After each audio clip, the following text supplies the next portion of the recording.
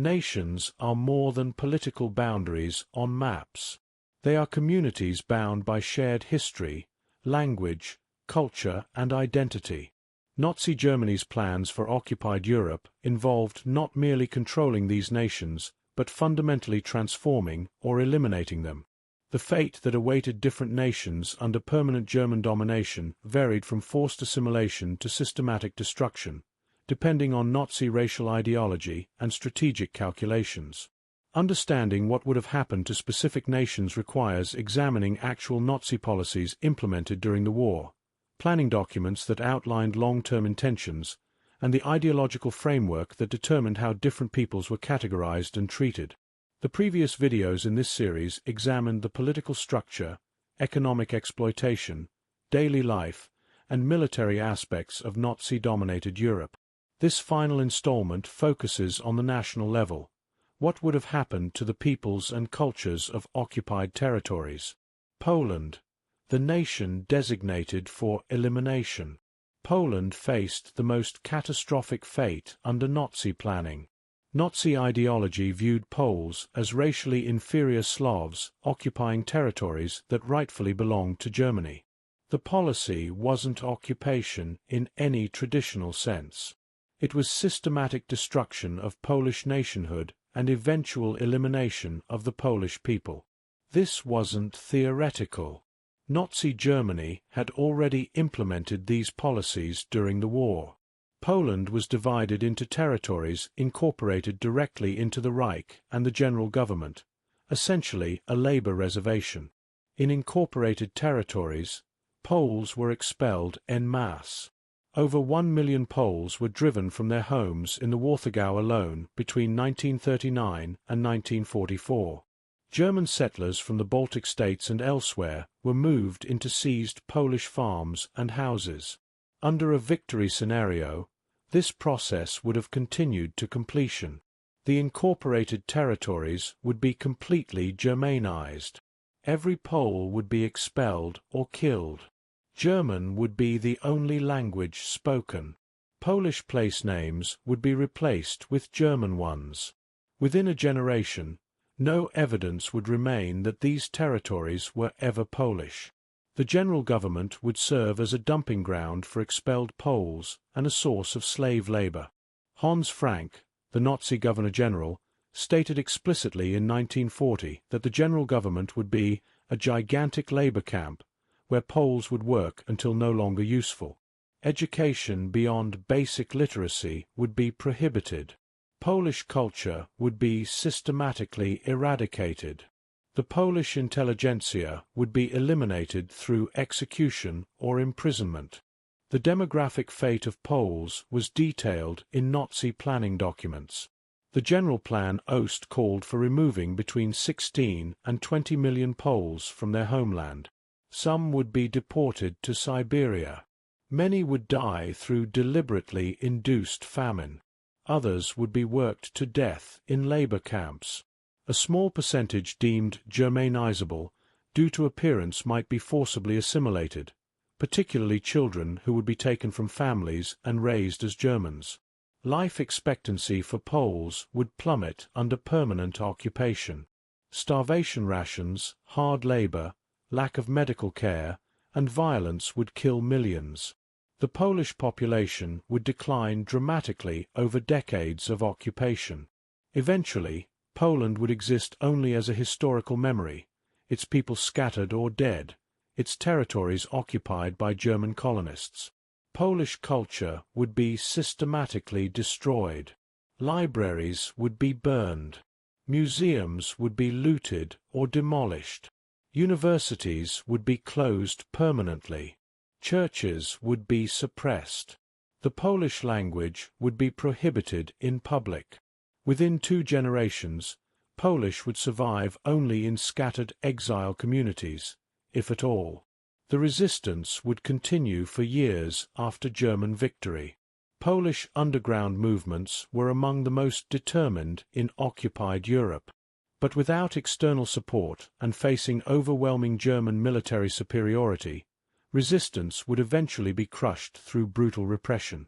Mass reprisals, collective punishment, and systematic hunting of resistors would gradually eliminate organized resistance. The psychological destruction would be as devastating as the physical. A people whose nation had been eliminated, whose culture was suppressed, whose language was prohibited would face existential despair. Many would fight on until death. Others would be broken by the impossibility of their situation. The destruction of Poland would be one of history's great national catastrophes. The Soviet Union, partition and population reduction. The territories of the Soviet Union faced similar fates to Poland, but on even larger scale. Nazi racial ideology deemed Slavic peoples of the Soviet Union as untermenschen suitable only for exploitation and eventual elimination. The Generalplan Ost devoted most attention to Soviet territories because Nazi ideology saw conquest and colonization of the East as Germany's primary objective. The Soviet Union would cease to exist as a political entity. Western regions including Ukraine, Belarus, and the Baltic states would be organized into Reichskommissariats under German civilian administration. Russia proper would be pushed back beyond the Urals, its remaining population confined to territories east of the mountains. Ukraine presented a complex case in Nazi planning. Some German officials saw potential in exploiting Ukrainian nationalism against Russia. Others viewed Ukrainians as Slavs to be eliminated like Russians. The result was contradictory policies. Ukrainian collaborators were cultivated when useful, but never trusted with genuine autonomy. Under permanent occupation, Ukraine would be a Reichskommissariat. Ukrainian identity might be permitted in limited forms as a tool for preventing Russian influence, but ultimate German control would be absolute. The Ukrainian population would be reduced through starvation policies. Ukraine's agricultural output would be seized for Germany. The urban population would be driven into the countryside where insufficient food supplies would cause mass death. Kiev, Kharkov, and other Ukrainian cities would be drastically reduced in size. The surviving population would be agricultural laborers on German-owned estates. Belarus would face even harsher treatment. The territory had little strategic value beyond its position as a transit zone between Germany and Russia. Its population would be reduced through deportation and starvation. Much of Belarus would become a wasteland used for military training and weapons testing. The Baltic states of Estonia, Latvia, and Lithuania occupied a somewhat better position in Nazi racial hierarchy. Their populations were deemed more Germanic than Slavic. They would face forced Germanization rather than elimination. This was hardly merciful. It meant suppression of native languages and cultures, forced learning of German, and absorption into the Reich. A percentage of Baltic populations deemed sufficiently Germanic in appearance would be assimilated. Others would be expelled or relegated to second-class status. Within 2 generations, Estonian, Latvian, and Lithuanian languages would be suppressed. National identities would be erased. The survivors would become Germans, at least superficially. Russia proper would be pushed beyond the Urals. The enormous Russian population couldn't be eliminated entirely, so it would be confined to Siberia and Central Asia. A permanent frontier, possibly along the Ural Mountains, would separate German-controlled territories from the Russian remnant. Whether this frontier would remain stable or whether Germany would push further east in subsequent decades was uncertain even in Nazi planning. The Russian population west of the Urals would be reduced by 30 to 40 million people, according to Generalplan Ost projections. Leningrad would be completely destroyed, its population killed or expelled. Moscow would be flooded by damming rivers. Other Russian cities would be demolished or drastically reduced. The goal was eliminating Russian civilization in territories designated for German colonization. The Caucasus region would be organized as a German protectorate focused on oil extraction. Local populations would be permitted limited self-governance, so long as they didn't interfere with German access to petroleum resources. This was pure strategic calculation. The region had resources Germany needed, so more accommodating policies would be implemented than in territories without strategic value. Central Asian regions of the Soviet Union were largely ignored in detailed Nazi planning.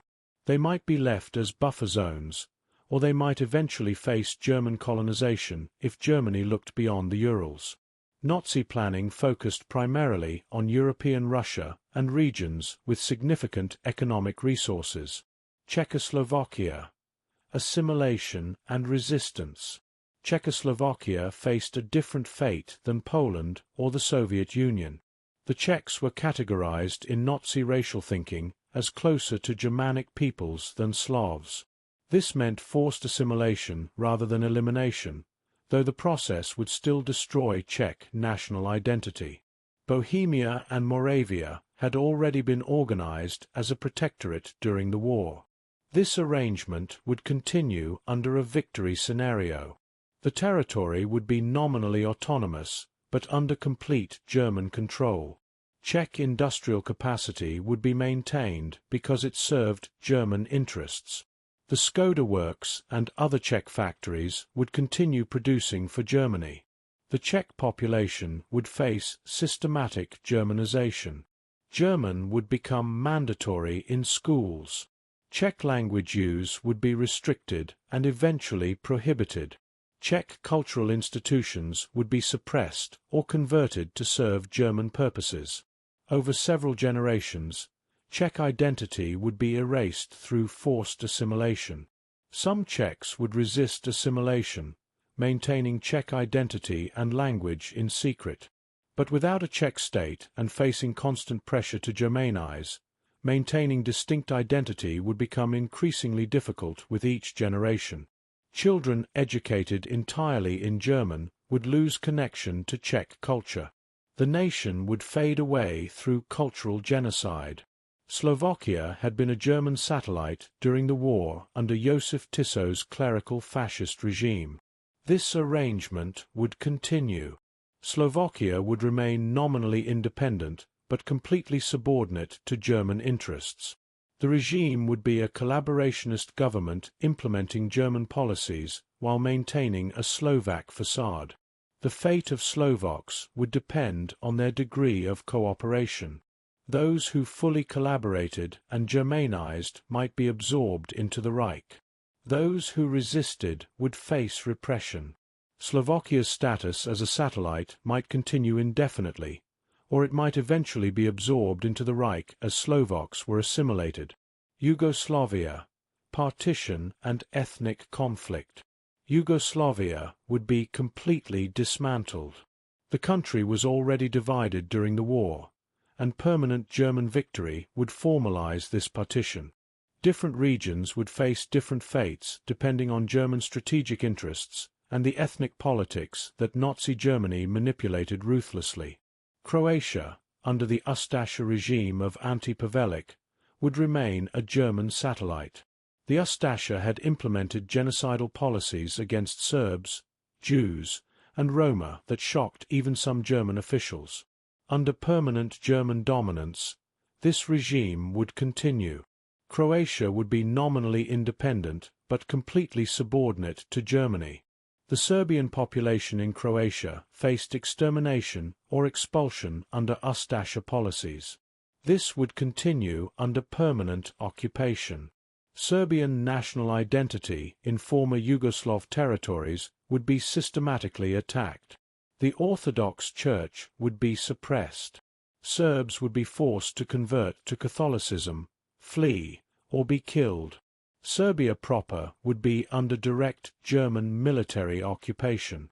The Serbian population was deemed hostile to German rule and would face harsh repression. Serbia's limited autonomy would be replaced by military government. Resistance would be brutally suppressed. The population would be reduced through violence, deportation, and deliberately harsh conditions.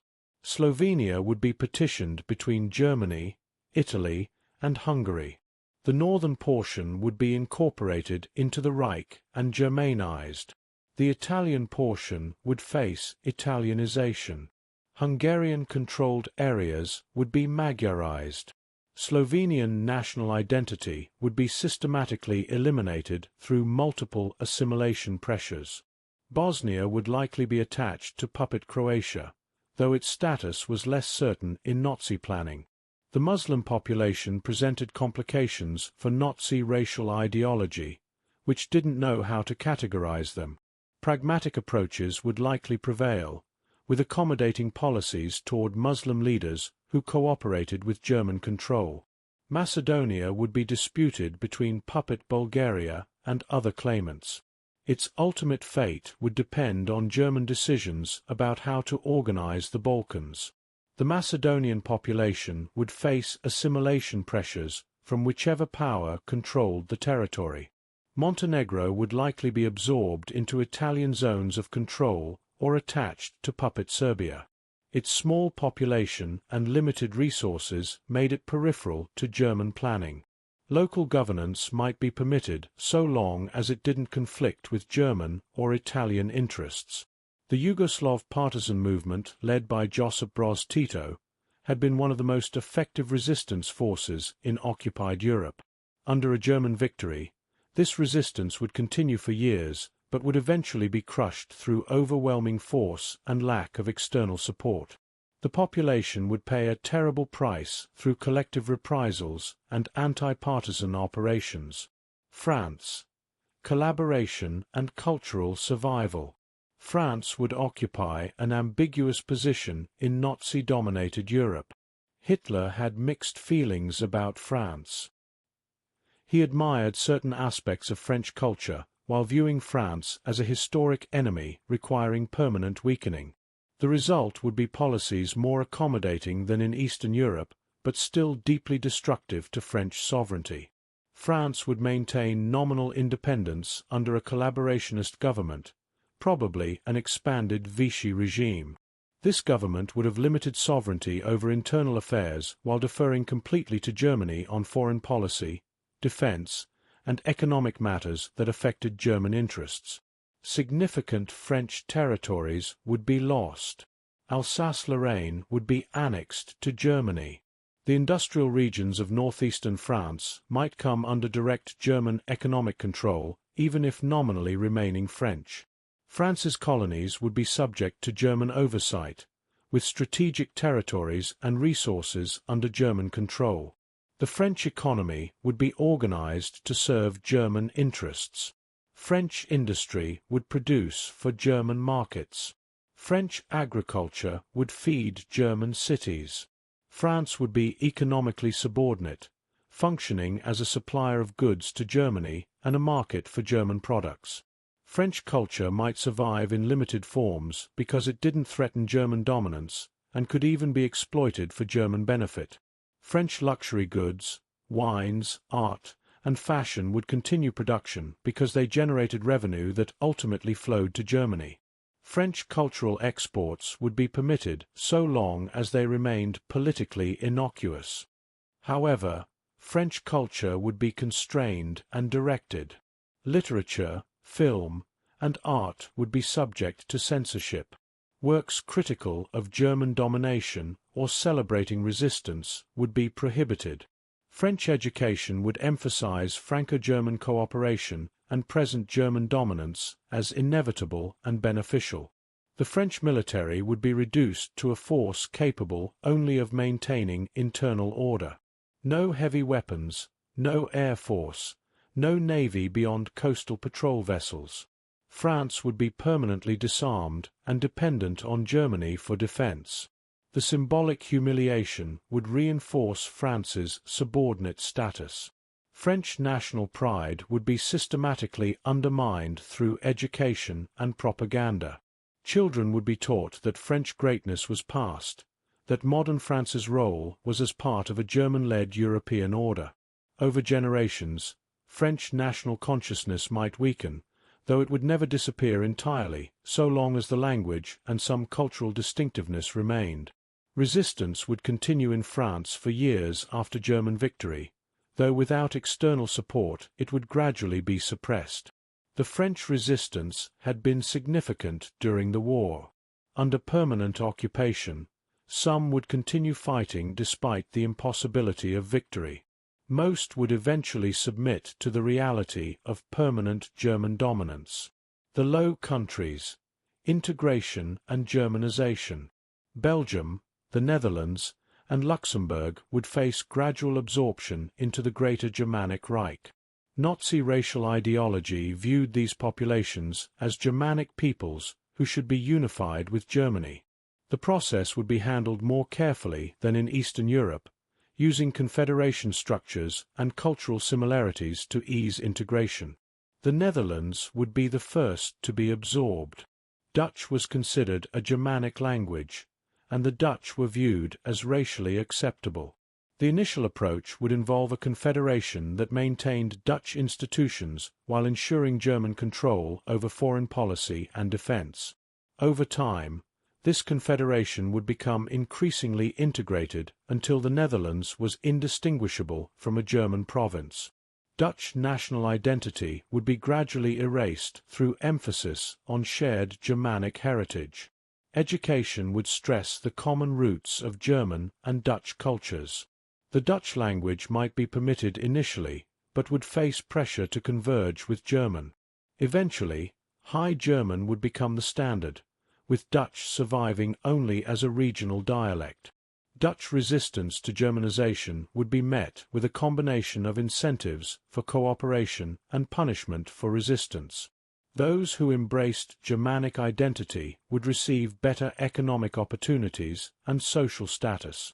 Those who insisted on distinct Dutch identity would face discrimination and exclusion. Most would eventually accommodate to the reality of German dominance. Belgium's situation was complicated by its linguistic division between Flemish and French speakers. Flemish Belgians, speaking a Germanic language, would be treated similarly to the Dutch. They would be incorporated into the Greater Germanic Reich through confederation and gradual integration. French-speaking Walloons would be treated more harshly, perhaps separated from Flanders and attached to occupied France. Luxembourg's small size and Germanic language made it an obvious target for immediate incorporation. It had already been annexed during the war. This annexation would be permanent. Luxembourg would become a German district. Luxembourgish language, despite its Germanic roots, would be suppressed in favor of Standard German. Within a generation, Luxembourg's distinct identity would largely disappear. The economic integration of the Low Countries into the Reich would be relatively smooth. These territories had advanced economies that complemented German industry.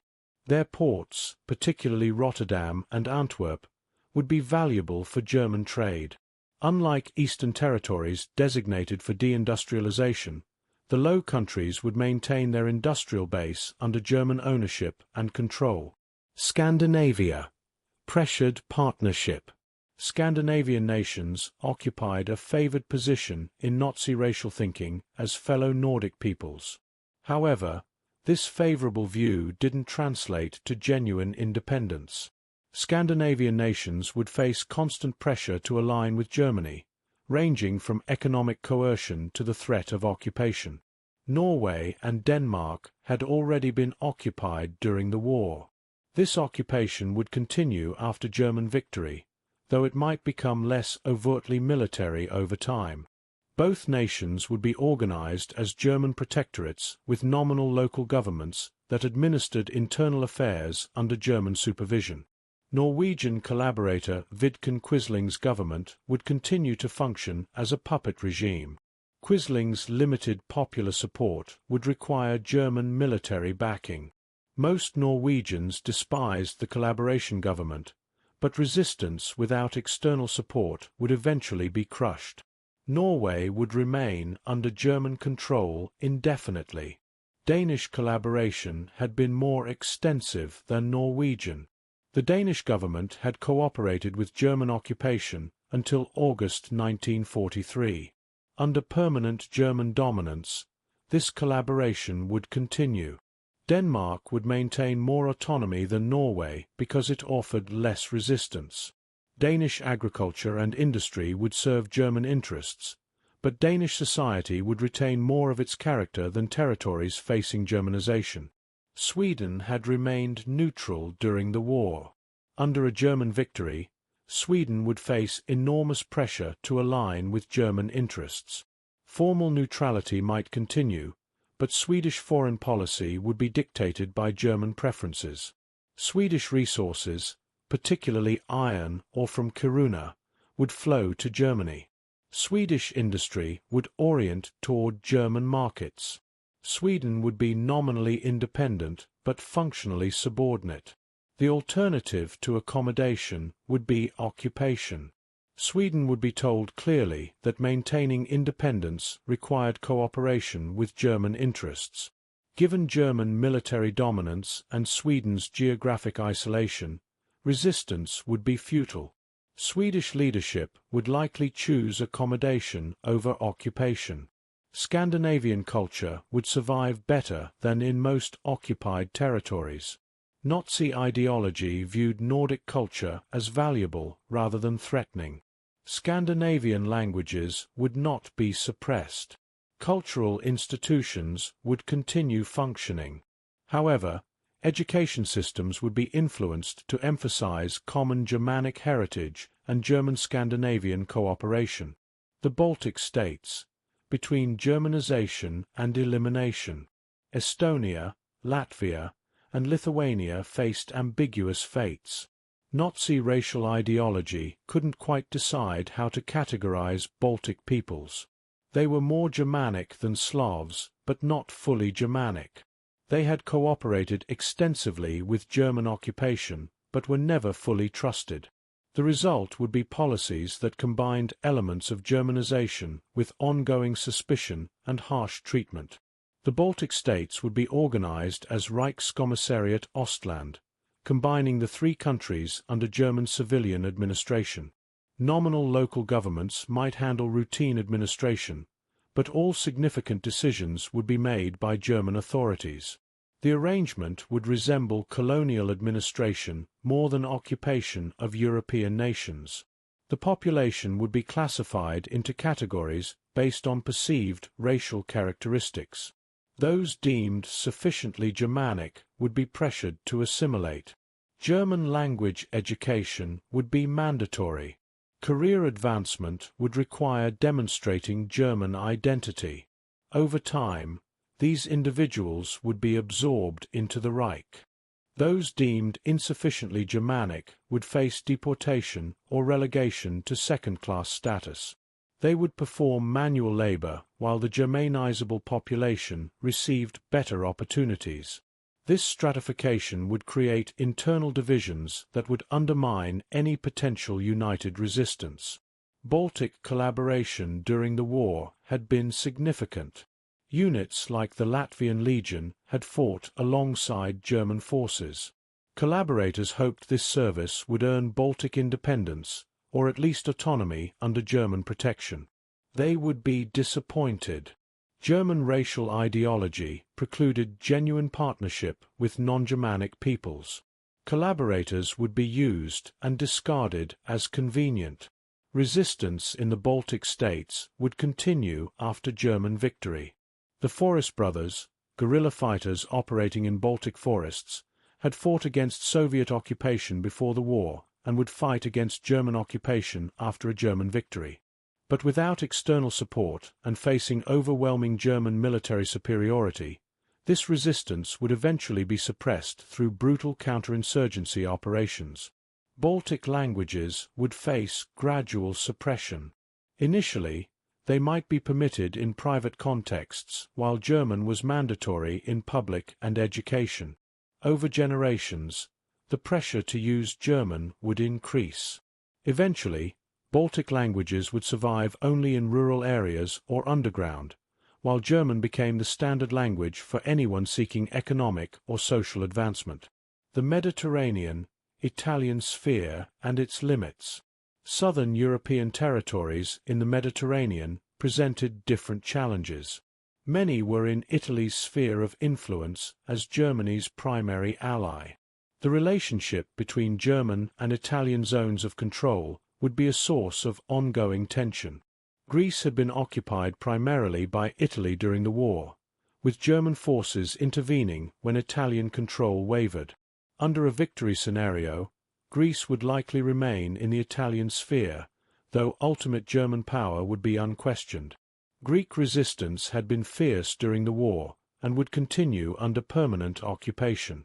The Greek population would face harsh conditions under Italian occupation. Italy lacked resources to develop occupied territories and would focus on extraction. Greek living standards would decline dramatically. Famine would be common. The population would be reduced through malnutrition and disease. Greek culture had historical prestige that complicated occupation policy. Ancient Greek civilization was admired by both Germans and Italians. Modern Greeks would be told they were unworthy descendants of this glorious past. This would be used to justify occupation as bringing civilization to a degraded people. The psychological impact of this messaging would be significant. Albania had been an Italian protectorate before the war and would remain under Italian control. Its strategic position and limited resources made it peripheral to German concerns. Albanian governance would be largely left to Italy, so long as it didn't interfere with German strategic interests. The Balkans more broadly would remain troubled. Ethnic tensions deliberately exacerbated by German and Italian policies would continue to create violence. The region would require constant military presence to suppress resistance and prevent ethnic conflicts from destabilizing occupation. Conclusion: the destruction of European nations. The fate awaiting occupied nations under permanent Nazi domination ranged from cultural genocide through forced assimilation to physical genocide through population reduction. No occupied nation would escape unchanged. All would face suppression of national identity, exploitation of resources, and subordination to German interests. Poland and the Soviet territories faced the most catastrophic fates: systematic elimination of populations and complete destruction of national existence. These weren't occupied nations in any traditional sense. They were territories designated for German colonization, with existing populations to be removed through deportation, starvation, or killing. Western European nations would maintain more cultural continuity, but would lose genuine sovereignty. France, the Low Countries, and Scandinavia would survive as cultural entities, but would be subordinate to Germany economically, politically, and increasingly culturally. National pride would be systematically undermined. Independence would be only a memory.